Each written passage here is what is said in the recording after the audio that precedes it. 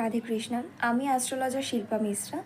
প্রত্যেক সোমবারের মতো এবারও শ্রাবণ মাসের তৃতীয় সোমবার, সেটার যে বিশেষ উপকারিতা এবং সেটার জন্য কিছু রিমেডিস আমি শেয়ার করেছি। প্রত্যেক দিন আমি বলে দিয়েছি যে আমি প্রত্যেকটা সোমবারকে নিয়ে বলবো। তো চলুন আজকে তৃতীয় সোমবারের রেমেডিটি জানা যাক।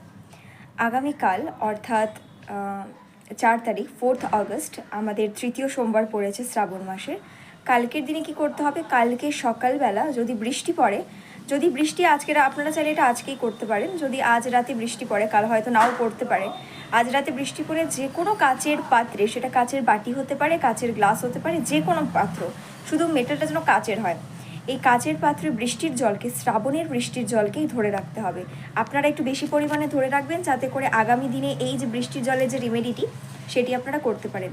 শ্রাবণের বৃষ্টির জল কিন্তু ভীষণ উপকারী। কী কী কাজে লাগতে পারে সেটা নিয়ে পরে একটা ভিডিও আমি শেয়ার করে দেবো। আপাতত আপনারা কালকে পুজোর জন্য কাচের একটি কোনো পাত্রে বৃষ্টির জলকে সংরক্ষণ করবেন, এবং কাল যখন আপনারা শিবলিঙ্গকে, যখন শিবের মাথায় আপনারা জল অর্পণ করবেন, এক চামচ জল বা আপনার পরিমাপ মতো 1 বিন্দু জল মহাদেবের মাথায় কিন্তু ঢেলে দিতে পারেন। এই যে আজকে যে জলটা আপনারা সংরক্ষণ করবেন শ্রাবণের বৃষ্টির জল, সেটা কাল মহাদেবকে অভিষেক করতে হবে, এবং যথারীতি মতো যা যা নিয়ম সেসব করতে হবে।